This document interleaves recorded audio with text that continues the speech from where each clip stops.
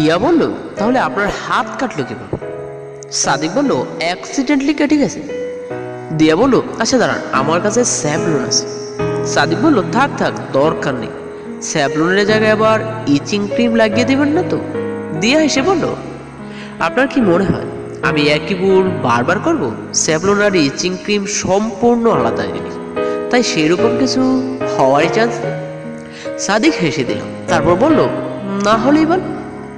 সকাল যখন 6:30 কিংবা 7টা, গাড়ি তখন ঢাকায় ঢুকে গেছে। আর এখানেও বৃষ্টির আবাস, জড়ো হাওয়া বইছে চারিদিকে। মনে হচ্ছে এই বুঝি শুরু হলো বর্ষণ। দিয়া জানালা খুলে বাতাসের উপভোগ করতে করতে বলল, ওয়াও, কি সুন্দর লাগছে প্রকৃতির রং।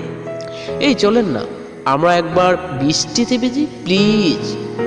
সাদিক বলল, না দিয়া, এইবার ভিজলে শিওর জ্বর আসবে, তাও দিনের বেলা প্রশ্নই আসে না। দিয়া বলল, রেনকোট আছে তো, পরে নিব, সমস্যা কি? সাদিক বলল, রেনকোট পরে বৃষ্টিতে ভিজে লাভটা কোন? দিয়া বলল, লাভ আছে, তবুও ভালো লাগবে, প্লিজ চলেন না। সাদিক উত্তর না দিয়ে হাসলো। দিয়া বলল, আচ্ছা এখন আমরা কোথায় যাচ্ছি?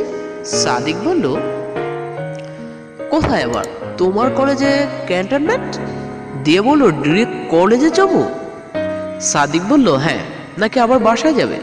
দিয়া ভাবতে লাগলো। সাদিক কি একটা ভেবে বলল, চাইলে আমার বাসায় যেতে পারো, আমি তো ক্যান্টনমেন্টে থাকি, ইজি হবে।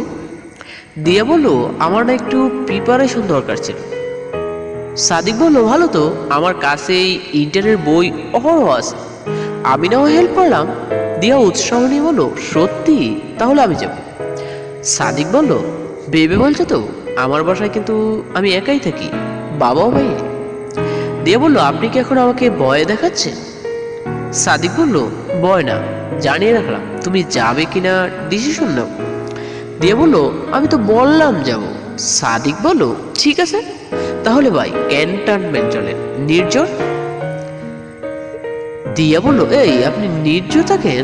আমার কলেজের কত কাছে, কতবার গিয়েছি ওই জায়গায়, কিন্তু কখনো আমাদের দেখা হয়নি কেন? সাদিক বলল, কি জানি, হয়তো হয়েছে, মনে নেই।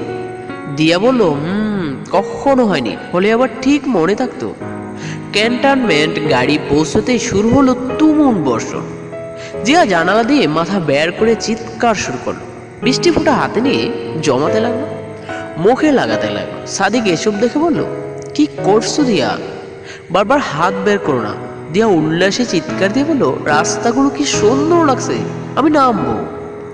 সাদিক বলল, ক্যান্টনমেন্টের রাস্তা সুন্দর তো হবেই, কিন্তু এখানে নামা যাবে না।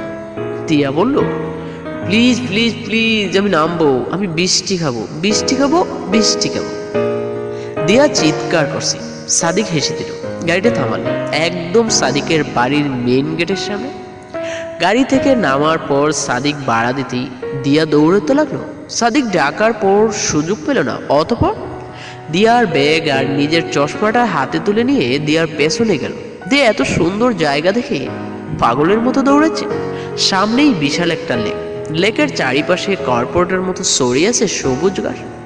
এই গাছগুলো খুব সুন্দর করে একটা নাম আছে, দিয়ার এই মুহূর্তে নাম মনে পড়ছে না, কিন্তু বায়োলজি প্র্যাকটিক্যালস ক্লাস মাইক্রোসফটে সে গাছটা দেখেছে। অসম্ভব সুন্দর সমতল রাস্তার আঁকাবাঁকা পথ ধরে দৌড়াচ্ছে দিয়া। শরীর ভিজে এতক্ষণে টইটুম্বুর, কারণ রাতে তো অন্ধকারে খোলা রাস্তায় বৃষ্টির সৌন্দর্য দেখেছিল সে, আর এখন দেখছে ভোরের আলোর সাথে বৃষ্টির রং মিলে এক অদ্ভুত সৌন্দর্য। মেঘে ঢাকা আকাশটা ভোরের পরিপূর্ণ আলোটাকে আটকে রেখেছে, এতে প্রাকৃতি যেন এক অন্য নিয়মে সেজেছে, প্রাকৃতির নতুন স্বাদ। এখনো রাস্তায় নীরব, দুধারে দূরত্বে খুব কম,